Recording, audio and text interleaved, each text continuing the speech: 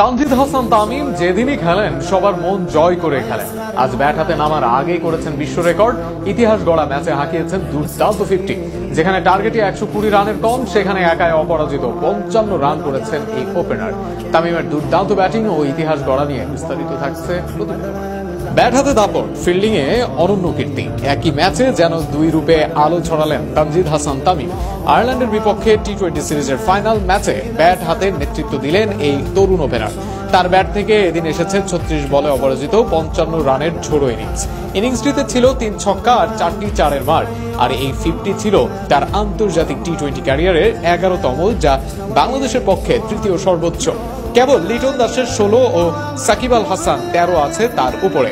Batting এর পাশাপাশি যা সবাইকে তাক লাগিয়ে দিয়েছে তা হলো তানজিদের ইতিহাস গড়া ফিল্ডিং।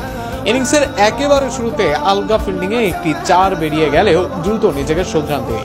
এরপর এমন মনোযোগী হয়ে ওঠেন যে ম্যাচের শেষ 5টি ক্যাচই আসে তার হাত জোড়া দিয়ে। বিরল এই দৃশ্য বিশ্ব ক্রিকেটেও কম দেখা গেছে। টি-20 ফরম্যাটে এক ইনিংসে কোনো ফিল্ডারের 5 ক্যাচ নেওয়ার রেকর্ড রয়েছে।